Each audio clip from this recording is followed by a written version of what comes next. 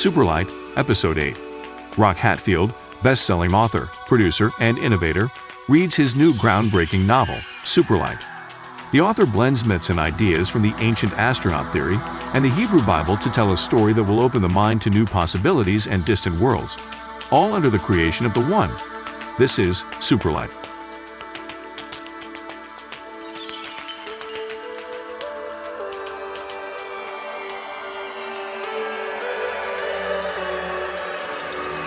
Excelsior Andrew L. and his staff move to the debark site on the Blade, where they will walk in space over to the Elohim.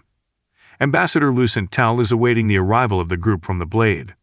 He is speaking with the commander of his vessel as they look outside at the Blade, sitting 100 yards away. "Commander, what do you make of this vessel, the Blade?" "Ambassador, I am aware of this design. It is manifest, and therefore has many exotic accoutrements and capabilities. It has a trans-time drive system and many highly accurate weapons." The commander pauses. "Does it pose a threat to the Elohim, Commander?" Lucent Tell asks. "As long as we are in the Ethereum domain, it poses no threat. If we were to transpose into the Matterverse, it would be potentially lethal to us." The commander and Lucent Tell can see Excelsior Andrew L. and a group of Etherians walking in space toward the Elohim. "Senator, I have Jason Anderson on the phone, line 1. You want to take it?" asked his assistant. "Yes, thank you," barks the senator. "Jason, have you lost your fucking mind? Why are you talking to reporters?" "Well, if you must know, I am concerned about the effects of the SUPERLIGHT device, and I think people should be aware. Besides, Hilliard fired me," Jason adds. Whoa, a bunch of babies, you people is so dramatic. "Where the fuck is Hilliard? We have looked everywhere, and not a sign of him or his team," the senator says. "I don't know, Senator, but I did get a call from him this morning early." "Where was the call from?"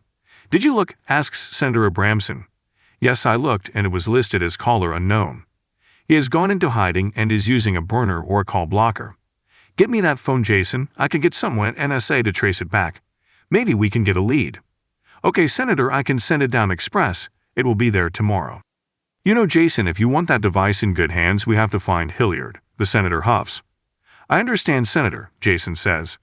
"Send me that phone and I will talk to you in a couple days." The senator hangs up. Airman Johnson has collected Brad, Nancy, and Walter, escorting them to the mess hall. As they enter, they see Captain Carpenter and 2 men at a table. They stand and greet. Barbara introduces everyone. "Brad, Nancy, Walter, I would like you to meet Steve Rudin and Oscar Tillman.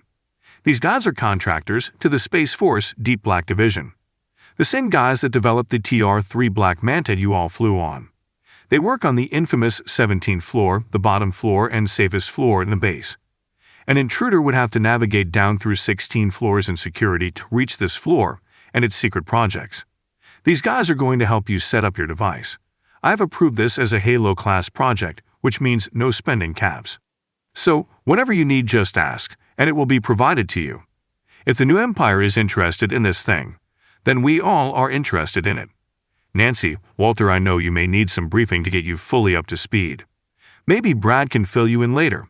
After lunch, I am going to have Steve and Oscar give you the 10-cent tour. Well, some of the toys they have down there cost a significant portion of the U.S. budget, off-record budget," Barbara says. "We have been talking with these Greys for years. The Air Force prior to us. We never see the tall Greys, always the little ones. So that tells you something right there. Your little black box has them freaking out, so we need to know why and how to leverage from it. My job here is to oversee development of space technologies. The Greys are so far technologically ahead of us, it would take thousands of years for us to discover half of that stuff. We have asked them to help us for years, and they have given us an old depleted ship and some elements that are not found on Earth, but that's about it. Even their old scout ships are impossible to reverse engineer. We have been able to take a few components and use them.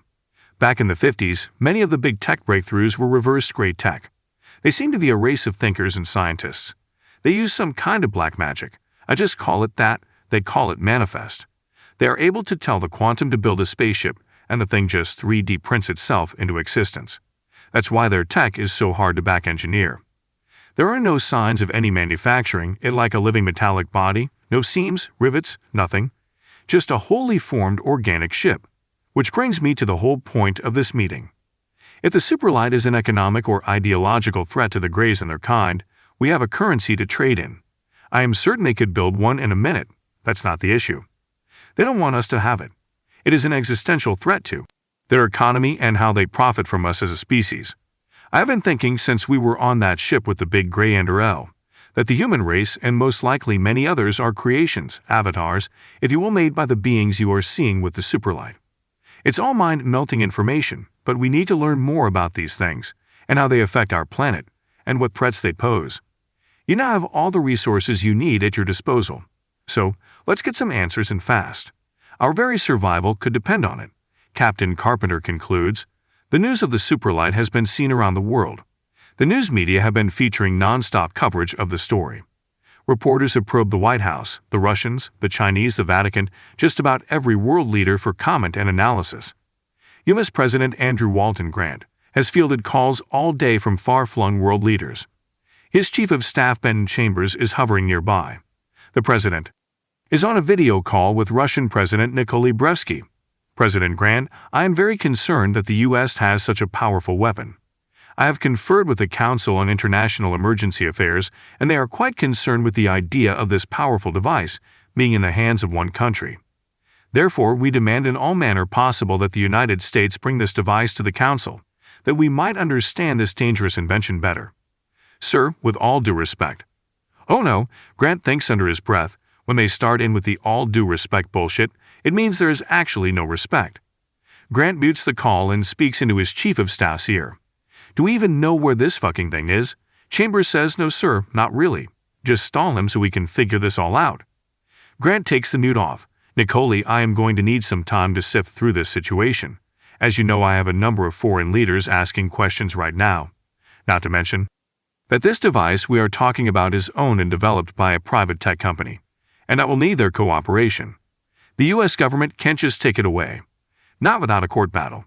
I am sure we can find a solution that benefits all parties. Thank you, Mr. President, Brevsky says, adding, please notify us when possible regarding the whereabouts of the device. I have been briefed on the situation and know that it is in hiding somewhere in the southwest part of your country. Believe me, Mr. President, I will be able to tell you with high accuracy where the device is in a day or so. Thank you, Mr. Brevsky. I look forward to our next call. Benton, get the National Security Director and a couple Joint Chiefs, and Andy Newhall, Secretary of Defense, up here, ASAP. We need a plan. The whole flippin' world is pissed off at us right now. Oh, and who was that senator in those news reports you showed me? The President asks. Senator Arthur Abrahamson, Democrat from Massachusetts. Says the Chief of Staff. Fine, let's get them all up here, so we can sort this thing out, says President Grant. The Grand Hall of the Ilo Ahim is opulent, jewel-like. Rows of beautiful tables, with hundreds of leaders and diplomats standing and seated. A large choir is singing on a grand stage. 30 individuals are creating a sound so colorful and emotional that it brings intense pleasure to the listener. No rhythm, just a continuous wave of sound, like a chorus of synthesizers. Ambassador Lucien Tell walks into the ballroom, accompanied by Excelsior Anderl and his entourage. Everyone in the room stands, and the music gets louder and more state-like in texture. The group makes their way to the VIP table at the head of the room. Lucien Tell motions for everyone to be seated. He speaks to the gathering. Be not afraid, power and glory to the One. Greetings and peace to all those who are gathered here now. I am delighted to introduce Excelsior Anderl, commander of the Guardian and Excelsior of the New Empire. Boos and moans can be heard in the crowd. I am certain a number of you have concerns regarding the legitimacy of the New Empire, but must I remind you that it was and is the one that embraces this division in our society. We must embrace it as well. Excelsior, please a few words. Thank you, be not afraid. Power and glory unto the One. The two small grays that were sent to Earth to meet Barbara, Brad and Bill, are trying different codes on an outside hatch at the bottom of the Ilo Ahim. They are using a small pad to break in. The hatch suddenly flips open, and the little grays enter the giant ship. Down on these lower levels, it is not so jewel-like, very plain, just utilitarian. They find a room with dozens of video monitors. They wave the pad in front of the video screens. Okay, let's go, one of them says. They quickly leave the way they came in. A half-mile above on the command bridge of the Ilo Ahim, an officer sees something on his monitor. It is the two grays walking into the power room down below. Commander, take a look at this. The commander steps over and looks at the video screen. What is in that area? the commander asks. That is a distribution node for the Matterverse converters. Could the converters be disabled from that location? The commander ponders. I don't think so, Commander. However, the software that drives the matter converter is partially accessible from there. The commander calls out, Commander on duty to Ambassador Lucien Tell. Commander, this is not a good time right now, the ambassador says, speaking quietly. I am sorry, Ambassador, but we have had an intrusion. 2 new Empire operatives dressed in maintenance robes entered a very sensitive area of the ship. This could have potential of putting us at a great disadvantage. Thank you, Commander, glory to the One. Commander, make urgent plans to return to Etheria, top speed. Made so, Ambassador. The sound of the old barge, moving up to speed, can be heard in the ballroom. The choir sing louder in order to be heard above the engine noise. Excelsior Andrew L. leans to Ambassador Lucien Tell and says, So this is all an elaborate kidnapping scheme, Ambassador. The ambassador chuckles, no, not at all, Excelsior, but it was a real chance to collaborate. But your operatives broke into a sensitive part of the ship, and we feel it prudent to return to Etheria. Don't worry, I will provide you and your party a shuttle to return to your vessel. It has to be before we cross the border net, as I am sure you are aware. Go now, my staff will escort you to the hangar deck, snaps Lucien Tell. The blade is now pulled alongside the Ilo Ahim and is pacing it. Andrew L. and his group have boarded the shuttle and are exiting the Ilo Ahim. They can see a bright red net just ahead of them. The border net, only authorized Etherians can cross over it into Old Dominion territory. Look for the print version of Superlight where you buy books.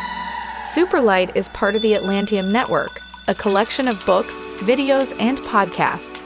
You can find all things Atlantium on Amazon, Lulu, YouTube, Twitter, and Facebook. Until next time, power and glory to the One.